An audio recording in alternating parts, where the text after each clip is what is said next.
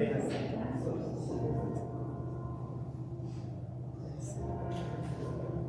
I'm trying to manage this. Yeah. Yeah. Well, I hope to stay actually. I think Chris is nice and he's here. We had some overlapping scheduling at the beginning for us to.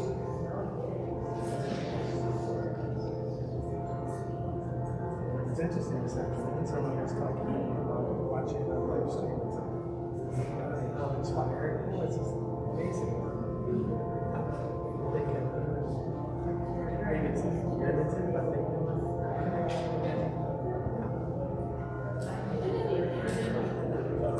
It just wasn't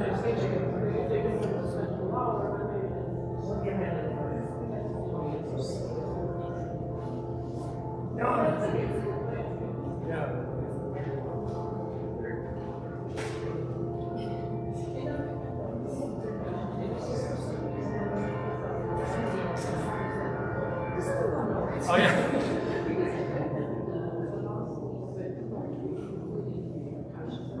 well, there's full concept.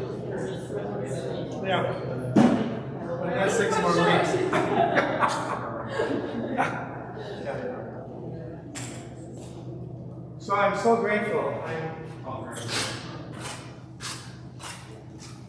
Are we just working on a little piece? Oh, maybe I need that. Thank you, myself. No, but I'm just so grateful for this series. Maybe this is not. It's on. Thank you.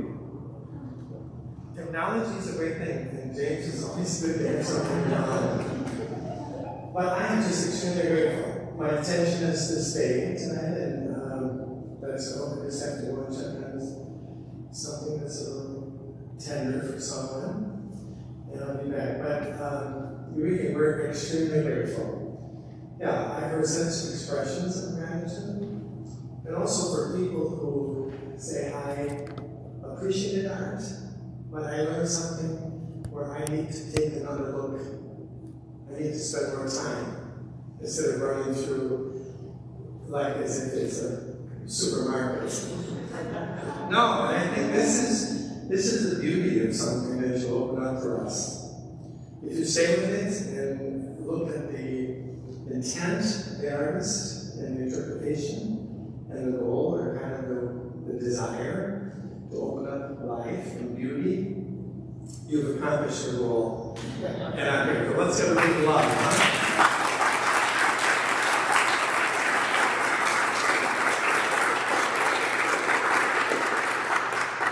You have lots of fans here.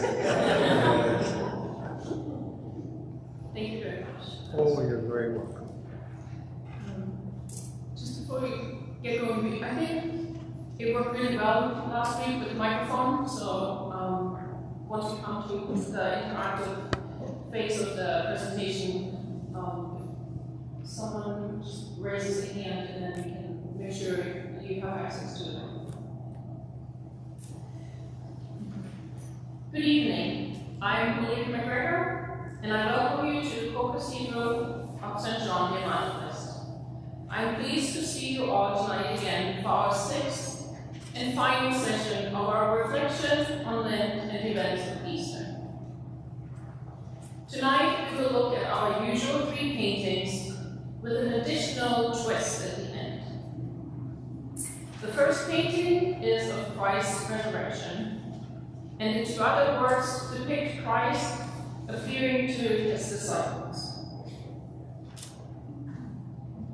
Before we start exploring these paintings, I would like to discuss 2 topics which we have touched upon throughout our reflections, but I have not fully explained. The first topic is the importance of patrons and their permissions to an artist. And the second topic is the setup of an artist's workshop and the role of apprentices. These are 2 related topics which are quite unique to the Renaissance and Baroque era. However, not to say that there were not any exceptions to the rule, as we will see. During the Renaissance and the Baroque, it was normal practice for artists to produce major works of art only after they had been commissioned by a patron. It would be rare for an artist to unilaterally create works of art. Only of the 20 or so works we have discussed during these sessions of reflections, perhaps only 2 or so were self-driven by the artist, and those works were usually from the 19th century, when this practice had changed. Most works of art were expensive to create, since the materials were costly, the time to completion was often long, and special skills were needed.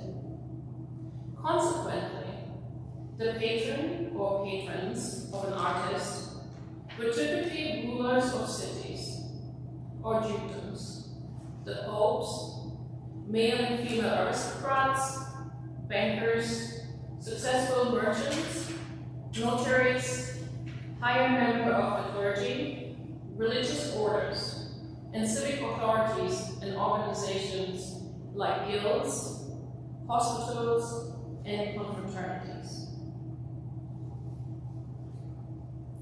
Such patrons were keen not only to surround their daily lives in the buildings with beautiful objects, but also to demonstrate to others their wealth, good taste, and empathy.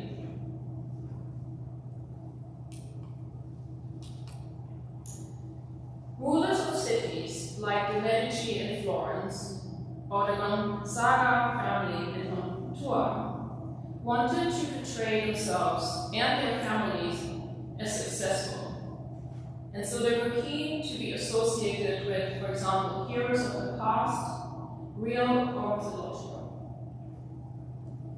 Popes in Rome and leaders of the Catholic Church everywhere, in contrast, were eager for art to underpin the Christian message, and later to support the Counter-Reformation by providing visual stories even the illiterate could understand. During the Renaissance in Italy, it also became important for cities as a whole to cultivate a certain character and image. There was great rivalry between cities like Florence, Venice, Mantua, and Siena, and they hoped any new art produced would enhance their status in Italy and beyond. Publicly commissioned works might include portraits of cities' rulers, past and present, and here are just a couple of the examples. The Medici liked to be painted. Statues of military leaders, or representation of classical figures, particularly associated with the city. For example, King David for Florence. For the same reasons, cities frequently try to poach renowned artists away from another city for them to have them work for them instead. Rulers of cities, once they had found themselves a good artist, might keep them at their court indefinitely for a great number of works. For example, Giambolono, the sculptor, who worked primarily for the Medici in Florence. Or, as we heard last week, Diego Velázquez, who was the court painter to King Philip IV. A court artist was more than just a painter, and could be involved in anything remotely artistic. For the very best artists, payment for their work at a particular court could go far beyond direct payment. It could include tax breaks, palatial residences, but also patches of forests or different titles. This was just as well, because the majority of surviving correspondence we have from such artists as Leonardo da Vinci and Andrea Mantegna involves respectful but repeated demands of their salary from their prominent but yet tight-fisted patrons that they originally had promised them. Whoever the patron of Renaissance and Baroque art, they could be very particular about what the finished art should look like. This was because art was not merely produced for aesthetics, but to convey meaning and status, as already mentioned. Unlike today, the artist was often expected to sacrifice their own artistic sentiments and produce precisely what the patron ordered or expected. Contracts were drawn up for commissions which stipulated the final cost, the time scale, the quantity of precious materials to be used, anything from gold to expensive colors, and perhaps even included illustrations of the work in form of preparatory drawings.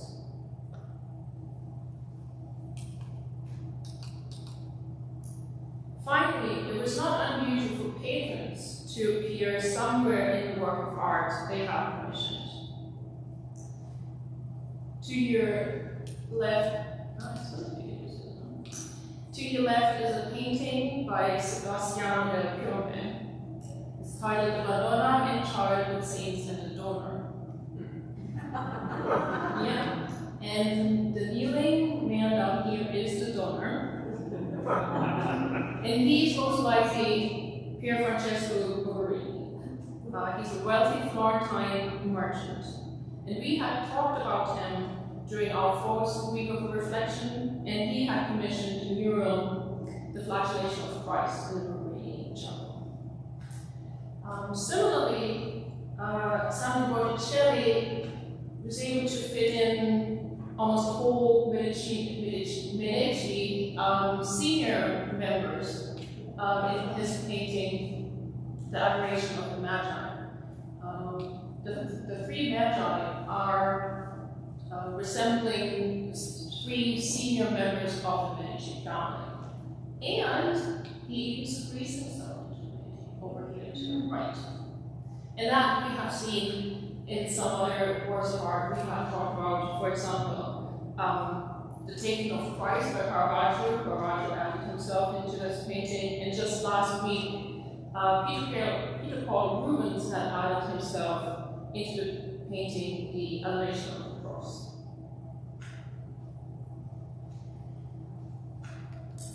For artists to work on these commissions, which often took years to complete, many artists had workshops, so-called bottega in Italian. These often large workshops were equipped with specialized equipment, a team of artists, and art apprentices. And then we can see an image of that over here. Art apprentices study under the guidance of a master artist. They usually begin their training between the age of 12 and 14 and serve for a period of 1 to 8 years.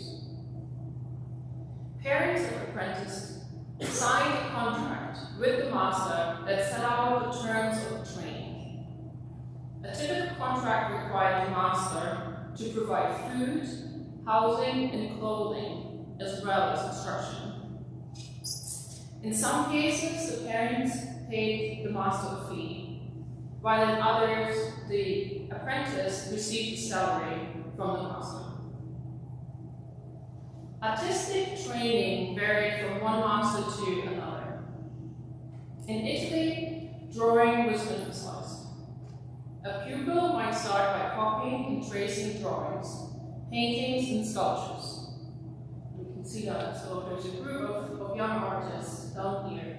There's a bust, and they're probably drawing that and refining their skills before they then move on to sketching life models.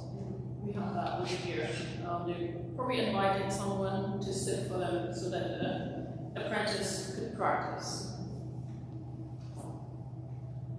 Students also learned to grind and mix paints and to prepare walls, panels, and canvases for painting. And we have a group of them over here. And grinding paint and the minerals and getting the paint ready is a very laborious and time-consuming effort. But it was very important to learn that skill. In addition, many apprentices studied techniques such as perspective and proportion, as well as philosophy and art. Knowledge of these subjects were necessary for a serious artistic education. Just as a side note, artists during the Renaissance were called craftsmen, and so belonged to the same broader category as, for example, cobblers, bakers, carpenters, and blacksmiths. Only later in the Renaissance, artists began to be distinguished from other craft workers, as there was an obvious intellectual element to their work. This development and elevation of the artist from other craft workers also indicated that art had become an essential and important element in how a city or state viewed itself. After I've explained how important it was to have gone through an apprenticeship to become a renowned artist, we will now explore the work of Jacopo Tintoretto, who is believed to be self-taught. I guess there are always an exception.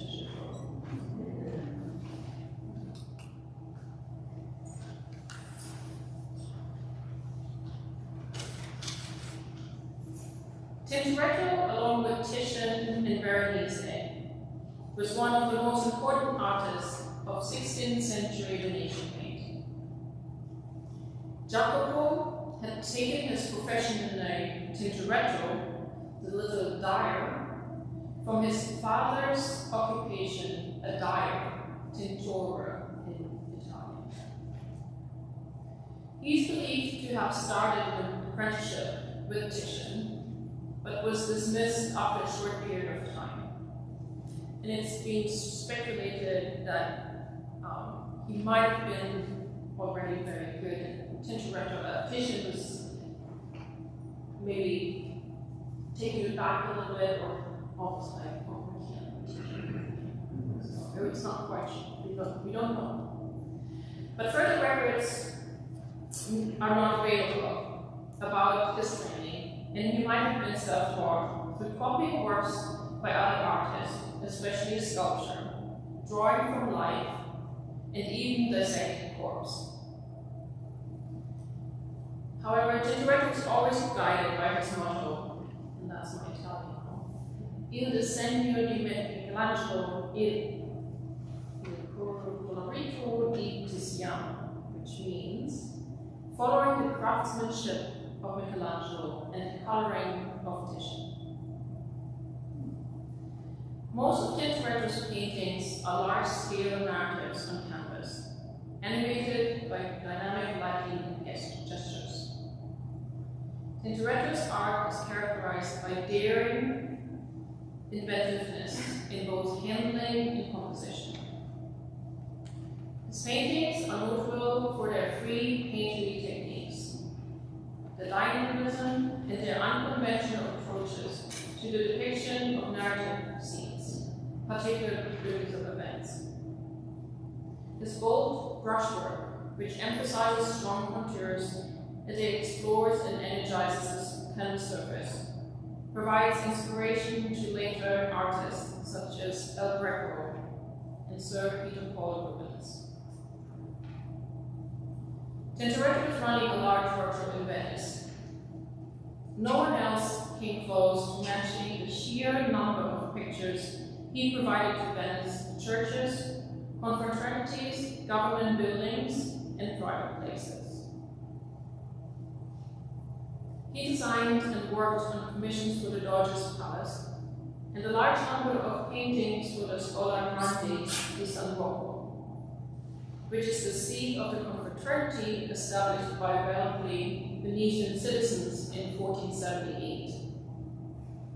It is named after Saint Rocco, who is venerated in the Roman Catholic Church as the protector against the plague and all contagious diseases.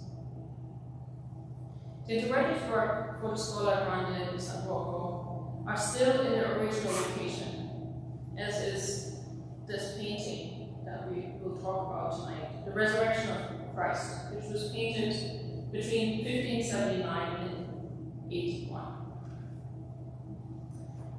So I would like you to take a look at this picture. I will read the Gospel of Matthew 28, 2-7. I quote, "And suddenly there was a great earthquake, for an angel of the Lord, descending from heaven, came and rolled back the stone. His appearance was like lightning, and his clothing white as snow. For fear of him, the guards shook and became like dead men. But the angel said to the women, 'Do not be afraid. He is not here, for he has been raised from the dead.'"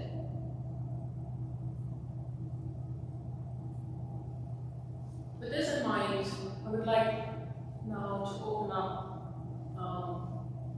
our reflection, and I would like to invite anyone to share their thoughts on this painting with me.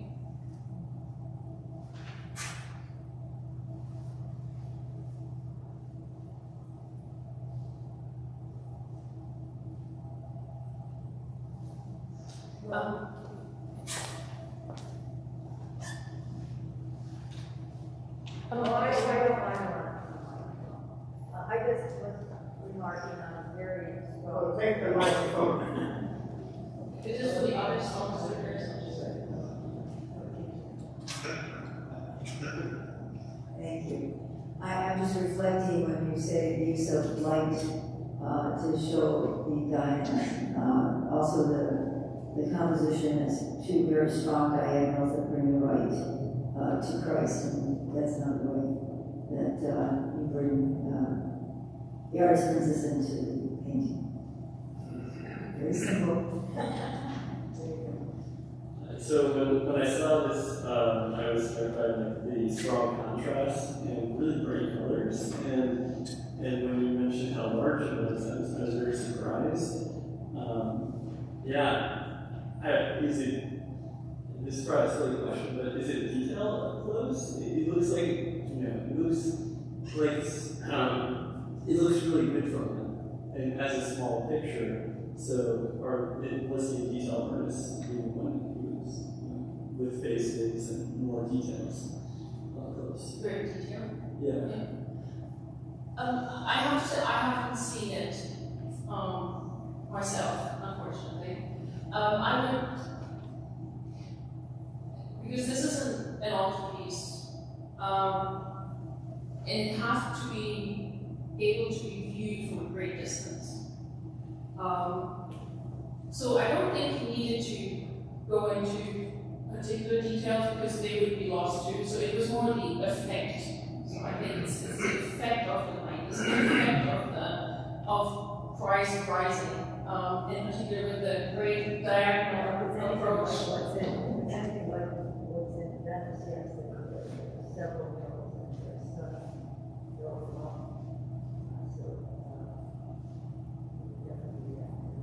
No, we can't hear without the mic. Yeah.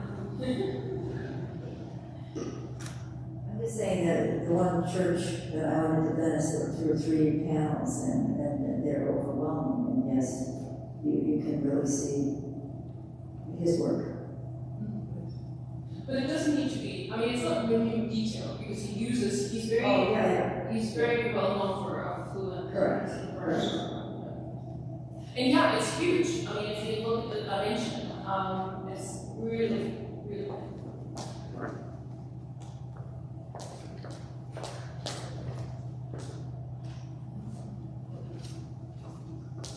First of all, Enrique, I want to repeat something I said before when you said you're not a theologian. And I said, but actually you are a theologian, because theology is about reflection, and you give beautiful reflection about the mystery of God. My question is, would you think that this artist would have an awareness that Christ changed the meaning of suffering? Because if you think about the Paschal mystery, about the death and resurrection of Christ, he gave meaning to suffering. When I deal with so many patients, for example, I'm always mindful, not that God would will this suffering on people, of course not, but they can't discover meaning in suffering. Would it be possible that this light and darkness and this kind of hope, because I love your question, I mean, I know I'm jumping ahead, but can I sustain hope and trust during sorrowful times if I discover the meaning of suffering with Christ?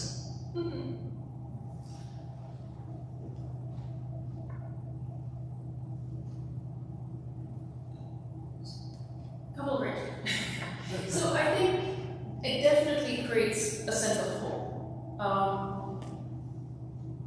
And Tintoretto really wanted to bring this across with the way he painted Christ and all the light. And it's almost a light somewhat supernatural, because it's a supernatural event that is witnessing. In Christ almost, he's floating but very energetically coming out. So I think he really leaves all the suffering behind him.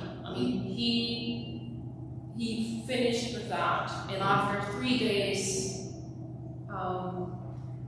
that's left behind, and it's maybe he left it behind in a tube while he took off the bandages, and then so he has been free of that. And I think we, as we reflect on this, at some point we just need to let go of things too and follow the example of Christ and hope that we will enter heaven ourselves. So the painting is very much Christ-centered. It's actually hard to recognize a lot that's going on in the rest of the painting. We have 4 angels here, and I love that actually. They have beautiful wings. They're drawn with beautiful feathers. And they had just opened the tombs of Christ for Christ. Down here, and it's almost, we can't really see it because at that point, again, it's not important, the guards, the soldiers, right? So they're lying down here.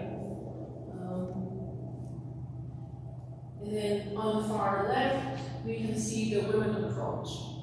But they're too far away to be witnesses of the resurrection, because no one really was a witness of this. Because when the women arrived at the tomb, as we hear from the different Gospels, Christ had already disappeared. So Tintoretto asked those elements very much to try to be truthful to the Gospel. And he is definitely someone who had treated the resurrection of Christ in the most dramatic way. If there would be more time, because I think that's always very interesting. If you want to go back and Google resurrections of Christ, you will see this is probably quite a dynamic way of depicting the resurrection, and also the way he uses his figures. Tintoretto, if you look at paintings of his Louvre, you will see quite often figures hanging in a horizontal way. One of his most famous paintings, the figure is hanging on his head down, and usually his robes would gather in his chest, but it doesn't, so he keeps them nicely dressed. One comment that strikes me in Christ in this depiction versus what we saw last week. Christ on the cross was almost skinny and blunt, and this Christ was powerfully built, he's buff. And this is someone who's conquered death and sin. Yes.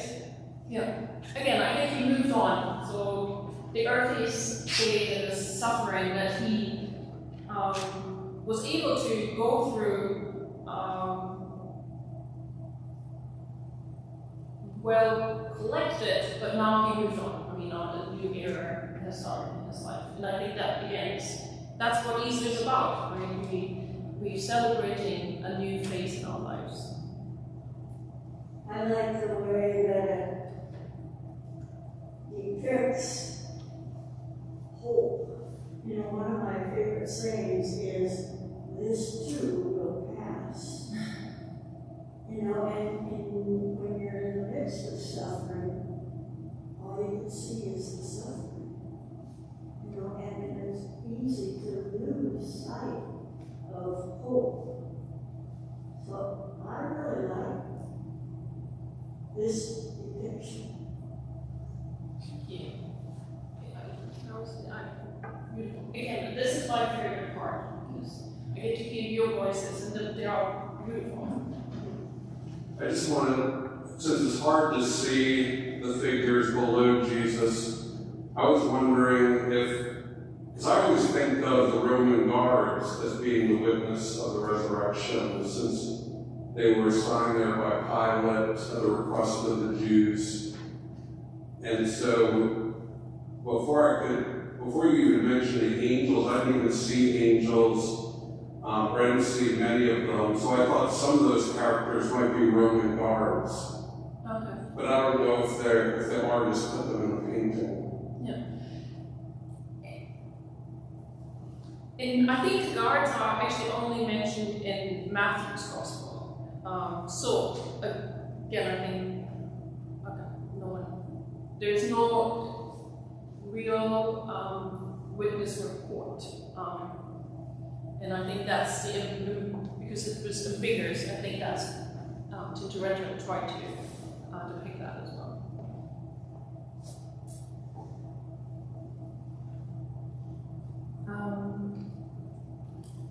Yeah, I think so with this, but while I do my research, I obviously come across a lot of different websites and I read a lot. One thing, if you're interested in continue to explore this topic, in particular the thread that has come through all our 6 weeks is how artists try to depict Christ while he was fully divine and fully human. There's a beautiful kind of 6-minute series on YouTube. It's from the National Gallery of London, and it's called The Audacity of Christian Art, and it's by Dr. Redaway. So if you put that in, she goes into great detail, explaining how artists try to bridge that difficulty that an artist was facing in depicting Christ. So that just as a kind of side note before we move on. And because following the resurrection, Christ appeared to his disciples a number of times.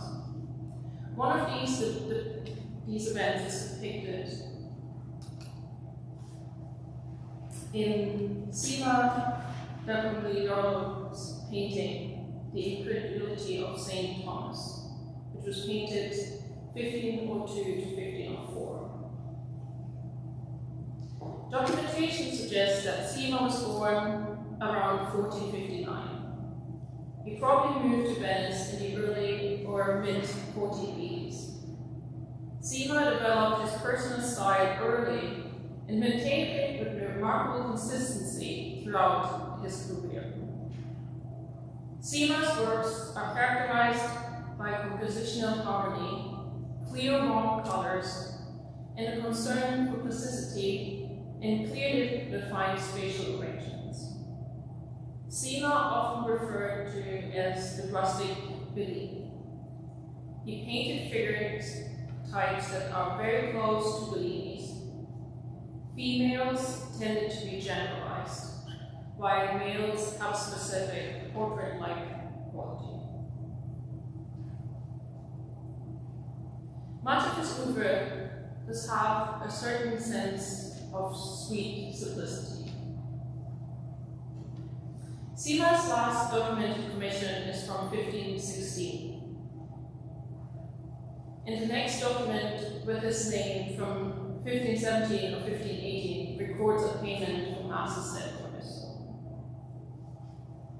The richly colored altarpiece was commissioned by the Scuola di San Tommaso, a fraternity which operated 4 hospitals north of Venice, and these were dedicated to St. Thomas. As we now look at this painting, I would like to read a couple of sentences from the Gospel of John 20, 27 to 29.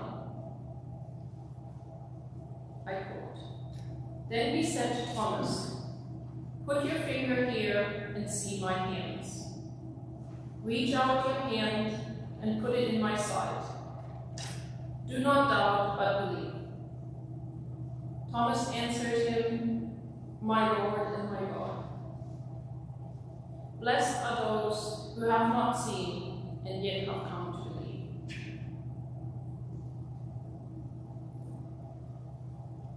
With this, I would like to then turn this over to everyone here. And I think it's important to look at this painting like this, but I also zoomed into it to see the details a little bit better.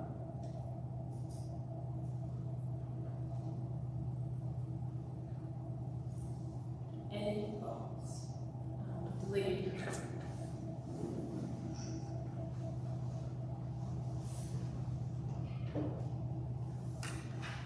There seems to be a power to the witness of all the other disciples to what Thomas is experiencing with Jesus. And I think it's like the community that we experience, where new members or members who are coming to a revelation, that there's a powerful experience that we are a part of. And we're witnesses to, and we also benefit from.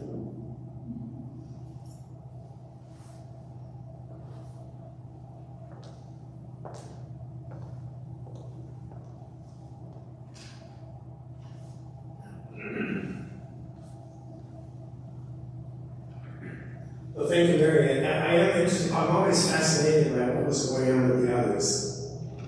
Because this experience with Jesus and Thomas, yeah, they had their doubts too. And they had their fears.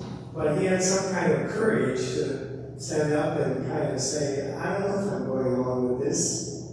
And then this powerful kind of sign must have been a revolution for the others, seems to me. And the way he has all of the other friends, the disciples and apostles, so near, so close. They're not distant. They're really looking. Oh, yeah. What is this all about anyway? Yeah. Oh, yeah, right. They probably have the courage to ask that question, but they're glad someone did. Yeah. And aren't we often the same? Like, if we're somewhere and like, I didn't actually understand what the person is saying, but we don't ask. So if someone finally asks, like, oh. So I think very much so, yes. They probably weren't quite sure either. And we have John over here to Christ's right. He always depicted to his right. And we have St. Peter with his golden hair and a curly beard to the left. I think I would like to go just back one step. Now we have the advantage that we have so many pictures in our mind as we have gone through these reflections, and I really like to draw comparisons and keep this in mind for our next painting as well. The way the composition is set up, I thought was very striking, very different from what we have seen quite often. Seema places us, the viewers, separately from the event. There's flooring up here, and he pushes the disciples into the back. And the gospel readings all say that the disciples found themselves in an enclosed space. And I think he wanted to be true to that, and he places them into a room. But it's a single event, but it's an event that carries through the history of mankind. And one mechanism that he used to try to bring that across, I think, is his way of pushing the wall far into the distance, making it very non-descriptive, but also having windows in it so we can see the world. So I think that was one artistic method of Shima to marry these two aspects. So it happened, it was a single event, but it carries through to eternity. So I just wanted to come back to this and talk about that.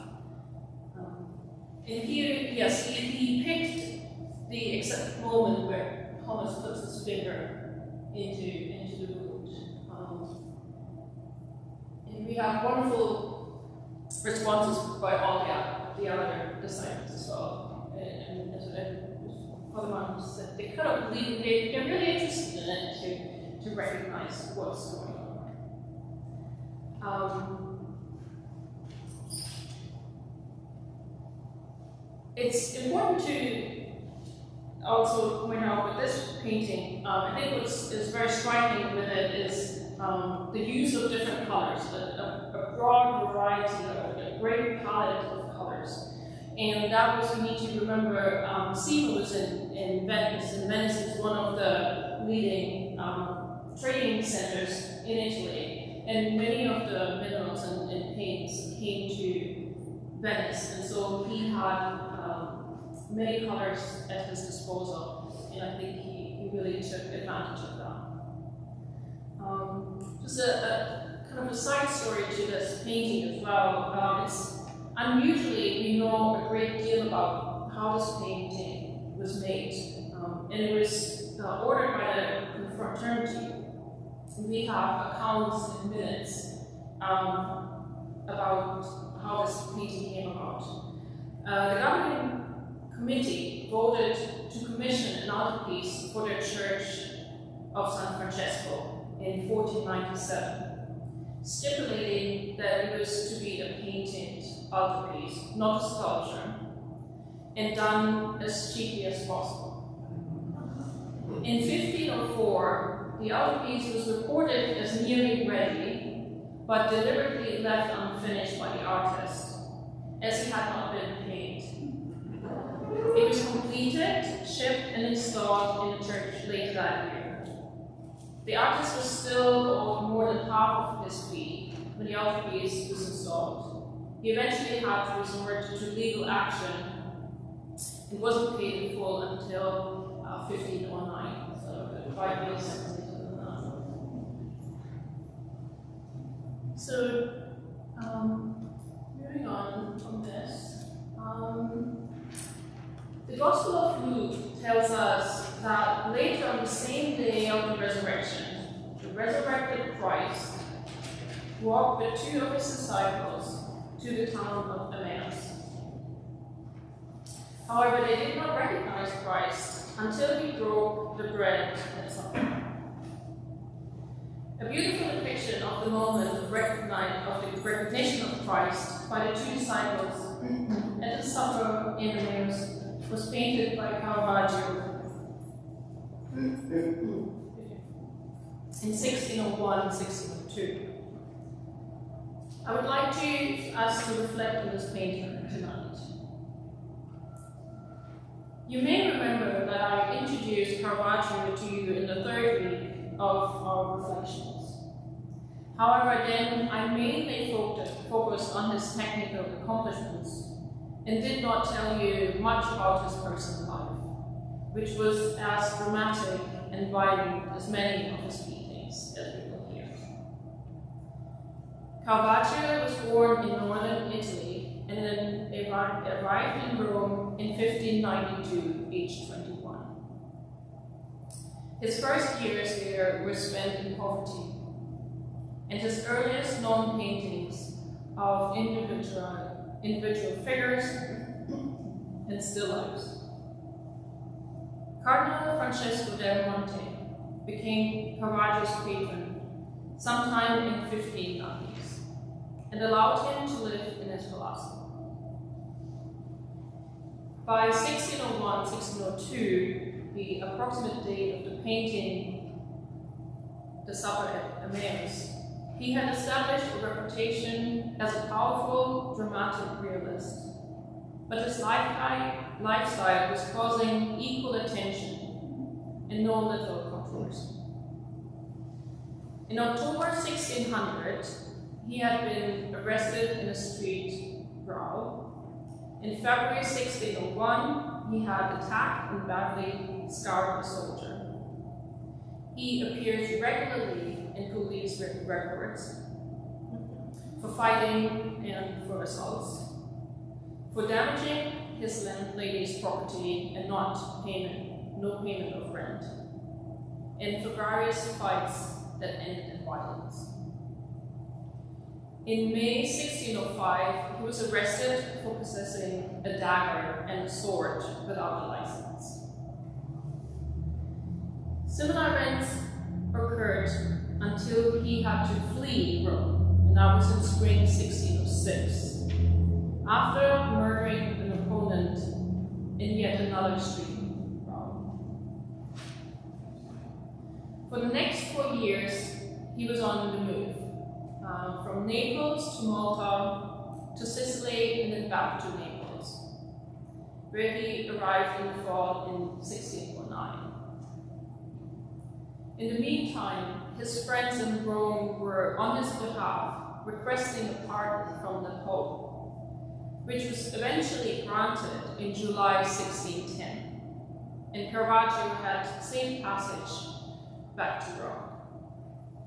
Unfortunately, his journey back to Rome was overshadowed with even more difficulties, and Caravaggio died a few days later after spiking a high fever on July 28th in 1610. He was so close to Rome, where the elite patrons were anxious to welcome him back as a great artist. He was only 38. We will spend most of the remaining time on a supper at Emmaus. Caravaggio painted early in his career, so 1601, 1602. But I will briefly also show a second version of the same biblical story, which Caravaggio painted when he was on the run. I will begin by reading a few sentences of the Gospel of Luke 24, 29 to 31. I quote, "So he went in to stay with them. When he was at the table with them, he took bread, blessed and broke it, and gave it to them.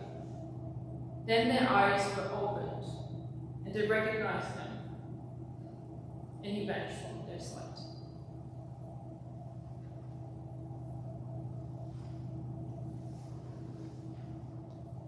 So, and some may or may not be familiar with this painting, and some may or may not be familiar with this painting. But I invite any thoughts, any suggestions, what anyone can see.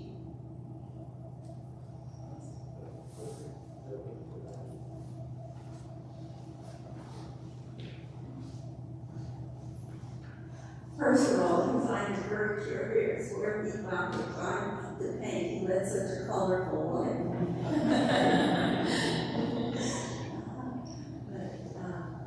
Looking at the two together,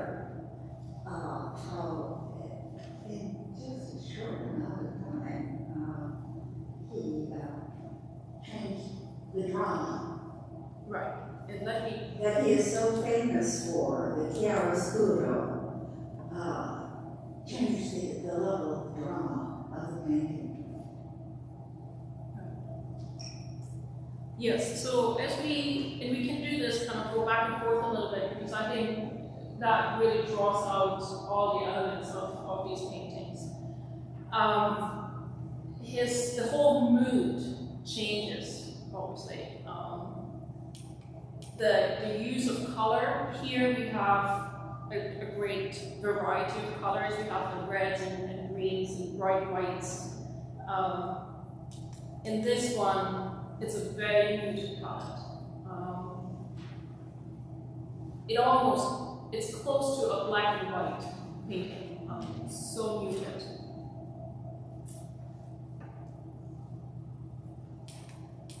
What do you suppose he was attempting to communicate by making the same subject so dramatic? What you wanted to communicate? Yeah. So I think this painting is very much in the vein of the Council of Trent,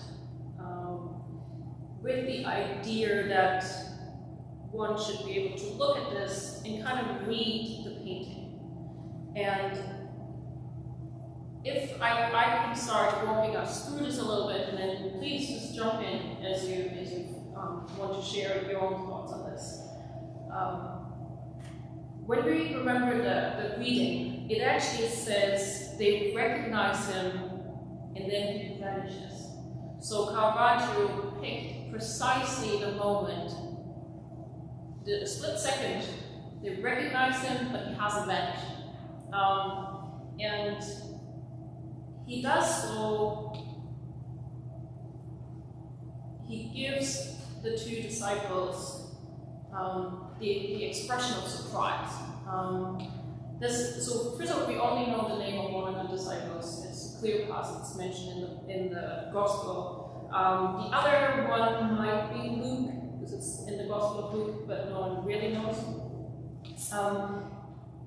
This disciple to our left, he's almost jumping out of his chair. He's pushing himself up, and all with disbelief. In disbelief because they spent the last hour or two with him, and it's just now that it's penny dropped, basically. The other disciple spreads out his hands, and a couple of things with that, with spreading his hands out, the disciple mirrors Christ on the cross. That was the pose Christ was in. The technique is foreshortening for Caravaggio to be able to depict a disciple in the way he did. And then also, as we remember Cima's painting, as I mentioned, Cima pushed the event back. Caravaggio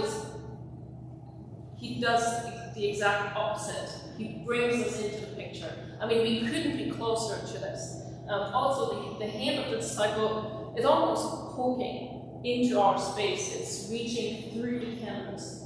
And similarly, the elbow of this disciple is kind of breaking through the canvas. He's showing that with the broken fabric on the elbow of the disciple. So he brings us in. And then also there's a space for us right here. So we can pull a chair up and sit right next to it. The other is the fruit basket. And we will talk about the fruit basket a bit more as we go into the picture. Is balancing right on the corner of the table, and it's just a little move, and it would topple. But it would topple not onto the floor because we can't even see it. It feels it would topple into our space. So Caravaggio moves us straight into the event. The other, what's happening as well, I think, the chiaroscuro, so the effect of light in the painting, and it's the light that tells the story. It's the light of recognition. Because if we look at the faces, Christ obviously is the light. It highlights the two disciples' faces. But if we compare that to the face of the innkeeper, he's oblivious to the scene. He doesn't know what's going on. He doesn't recognize her. He doesn't know what happened.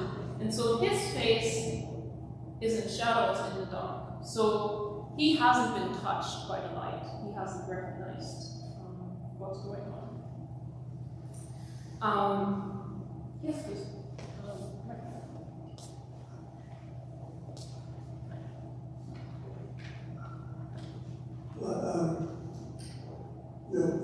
After the resurrection, Jesus' body was glorified. Nobody recognized him. Mary Magdalene was in the garden. She didn't recognize him. And these disciples on the way, they didn't recognize him. I don't know, most depictions of Jesus he has a beard. And here he doesn't have a beard. I wonder if that was part of the glorification of the body. But it's very interesting because the moment that he broke the bread, they recognized him. It's almost like, you're him! You're Jesus! And it's quite striking the way that he's got the disciples, like I say, pushing him in the chair and so forth. Yes, no, absolutely. And that was, Caravaggio was criticized for that, choosing to depict Christ without a beard, quite youthful. But in the Gospel it says something, he appeared to them in a different form, so that he probably took it literally and didn't want to depict Christ in the usual fashion as we see it. Exactly. Can I just say something real quick? I think in Jesus' glorified body, I'll use the example of Mary, because Mary now has a glorified body too. She appeared to Juan Diego looking differently than she appeared to Bernadette at Lourdes, than she appeared to the children of Fatima. So, my opinion has always been that Jesus had the ability to conceal himself by looking differently, because these were his disciples. They didn't forget what he looked like after a few days. They didn't expect him to rise from the dead, but if you know somebody really well, and then they disappear and they reappear, you're not going to struggle to recognize them after just a few days. So I think Jesus could disguise himself, and that was just a feature he had with his glorified body, which we see when Mary appears to people. So that's just a thought as to, this is an interesting story about how could they spend so much time with somebody that they followed as a disciple and not recognize. That's the best theory that I can come up with. But we don't know. Oh yeah, no, and just one sentence, because I'm actually, is everyone okay just to stay a couple of minutes? Reflecting on yourself, they were probably so sad, so disappointed maybe,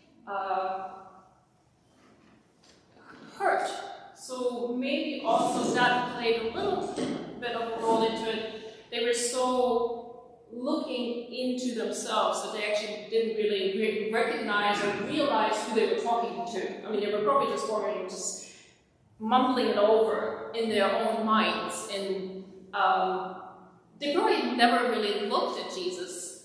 They were listening to him and reflecting on what he was saying, because later it says, "Oh, didn't our heart burn while we were listening to him?" But they were also very self-centered at that point and might have not recognized him until the obvious sign. One thing I really would like to talk and point out is the bread basket, the fruit basket. Caravaggio was very much criticized for this particular fruit basket as well, because the resurrection, so therefore Easter, was happening in the spring. So how was Caravaggio able to, or how could there be a fruit basket like this with the grapes and apple and pomegranate in the basket? But obviously Caravaggio had thought about this. He deliberately put exactly those fruits into the basket. The rotten apple is a sign of Adam and Eve taking the apple and basically the end of man. And the grapes are being used to make wine, which is the blood of Christ. So I think there's a direct connection with that. And then also there's bread on the table as the incarnation, the body of Christ. One thing you were probably wondering why I did this, and it's these beautiful little details that Caravaggio put into this painting before we quickly go on to the other one. If you look at this, so this is painted, right? And Caravaggio could do whatever he wanted. So he chose to make this basket not perfect. He chose to pull out a thread of the straw and make it kind of tether going over here. And he chose to have a little bit of the straw running across. And that's the sign of stylized fish. And so that was the ancient symbol of Christianity. So he implemented that into the basket. And you will see at least the tail of the fish, if you look here, right there. So he used because the light is coming from the left, so it falls onto the fruits, and he made it so that it would show us the tail of the fish. And I thought that's such a beautiful detail in this painting. Is that a word mark on the apple? The dark spot?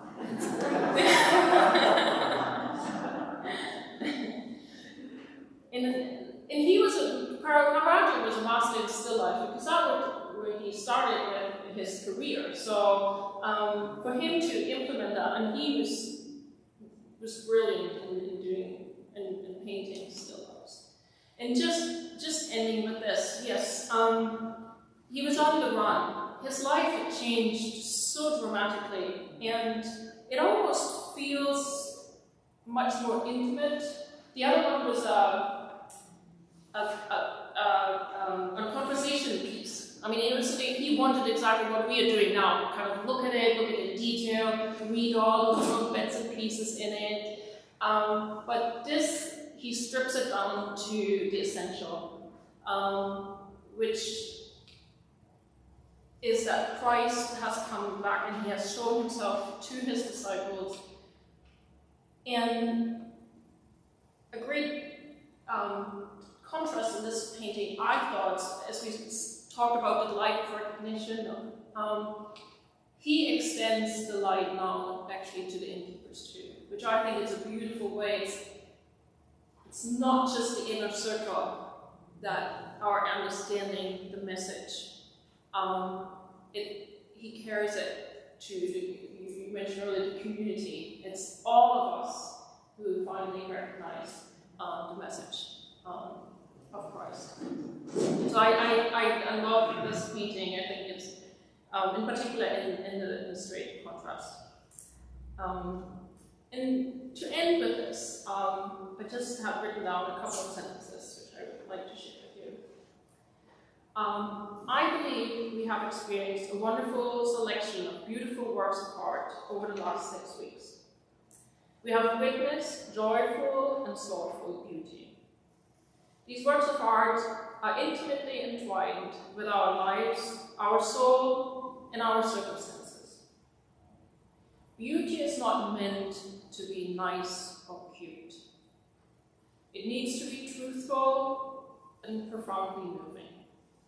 And with that, I would like to wrap up, and thank you very much for coming.